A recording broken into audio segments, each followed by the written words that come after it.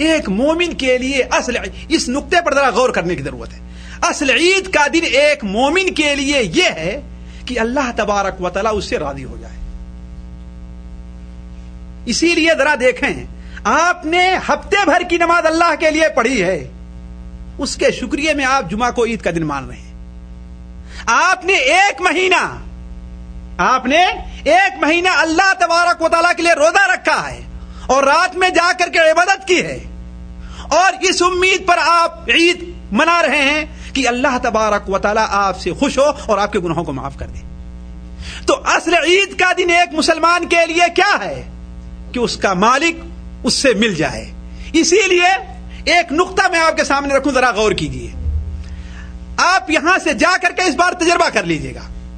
آپ یہاں پر ہیں اور آپ کے بچے ہندوستان اور پاکستان میں ہیں.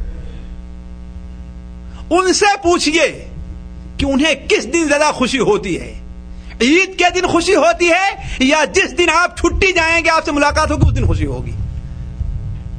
بتائیں آپ کس دن زیادہ خوشی ہوگی؟ جس دن آپ جائیں گے, آپ کی ان سے ملاقات ہوگی, اس دن ان کو زیادہ خوشی حاصل ہوگی, ہے نا؟ کیوں؟ اس لیے کہ ان کا محبوب ترین انسان انہیں مل گیا جس کے انتظار میں تھے. تو ایک صحیح مسلمان کی سب سے بڑی خوشی یہ ہے کہ اللہ تبارک و تعالیٰ اس سے راضی ہو جائے, اللہ تعالیٰ اس سے خوش ہو جائے. اسی لیے حضرت انس بن مالک رضی اللہ تعالیٰ عنہ کا مشہور مقولہ ہے کہ میرے عید کے 5 دن ہیں, میری عید کے 5 دن ہیں. پہلا دن وہ ہے کہ کوئی ایسا دن گزر جائے جس دن ہم نے اللہ کی کوئی نافرمانی نہ کی ہو, ہم سے کوئی گناہ جس دن نہیں ہوتا ہے, وہ میری عید کا دن ہے. کیوں؟ جب گناہ نہیں ہوگا تو اللہ راضی ہوگا نہیں راضی ہوگا؟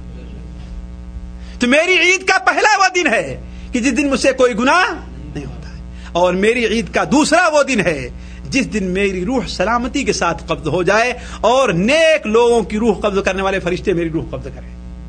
اسی لیے ایک مومن کے بارے میں آتا ہے کہ جب اس کی روح قبض ہوتی ہے تو اس کے چہرے کے اوپر مسکراہٹ دوڑ جاتی ہے, اس کے چہرے پر مسکراہٹ دوڑ جاتی ہے, اس لیے کہ وہ دیکھتا ہے کہ اب آگے کی منزل ہمارے لیے آسان ہے.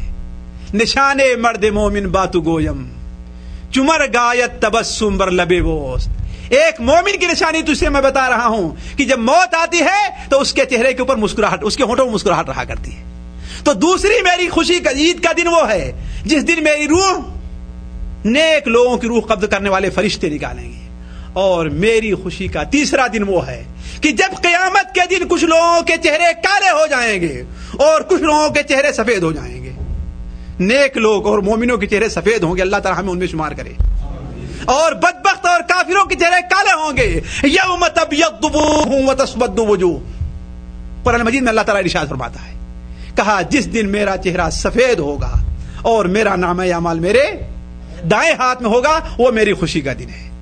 اور چوتھا میری خوشی کا دن وہ ہے کہ جس دن اللہ تبارک و تعالی سلامتی کے ساتھ میرا گزر پل صراط پر سے کر دے گا. اور آخری میری خوشی کا وہ سب سے بڑا دن ہے کہ جب میں جنت کے پاس پہنچوں تو اللہ تبارک و تعالی میرے لیے جنت کا دروازہ کھول دے گا. یہ میری خوشی کا دن ہے. تو ایک مومن کی اصل خوشی کا دن کیا ہے کہ اس کا رب اس سے راضی ہو جائے. اسی لیے ذرا اس نقطے کے اوپر غور کریں کہ اللہ کے رسول صلی اللہ علیہ وسلم عید کی نمازوں میں کون کون سی سورتیں پڑھا کرتے تھے؟ سبح اسم ربک الاعلی, اور تیسری سورت بتائیے, قاف والقرآن المجید, اور اقتربت الساعۃ وانشق القمر. آج یہاں سے جا کر کے دیکھ لیجئے گا ان چاروں سورتوں کے اندر قیامت کا ذکر کس طریقے سے بیان ہوا ہے. یہ اس بات کی طرف اشارہ تھا کہ اے لوگوں, تمہاری عید کا دن اصل یہ عید کا دن نہیں ہے, وہ دن ہے جس دن قیامت کو تمہارا رب تم سے راضی ہو جائے گا. اس لیے اس دن اگر سب کچھ بھول جاؤ تم لوگ, قیامت کے دن کو تم لوگ کبھی بھی نہ بھولو. کل نفس ذائقۃ الموت, ہر نفس کو موت کا مزہ چکھنا ہے. وَإِنَّمَا تُوَفَّوْنَ أُجُورَكُمْ يَوْمَ الْقِيَامَةِ, قیامت کے دن تمہارے اعمال کا پورا پورا بدلہ ملے گا.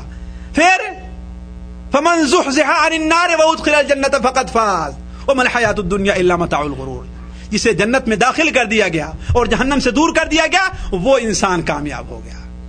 تو اللہ کے رسول صلی اللہ علیہ وسلم عید کی نمازوں میں یہ دونوں صورتیں پڑھا کر، چاروں صورتیں پڑھا کرتے تھے، اسی لیے کہ ایک مسلمان کو عید کے دن قیامت کو نہیں بھولنا چاہیے، اسے ہمیشہ رکھنا چاہیے کہ اصل اس کی منزل کیا ہے، وہاں پر پہنچ جائے۔ اللہ تعالیٰ سے دعا ہے کہ اللہ تعالیٰ ہماری ان باتوں کو قبول فرمائے، ہمیں اور آپ کو اس پر عمل کرنے کی توفیق عطا فرمائے۔ ربنا تقبل منا انك انت السميع العليم وتب علينا انك انت التواب الرحيم، وصلى الله على نبينا محمد وبارك وسلم۔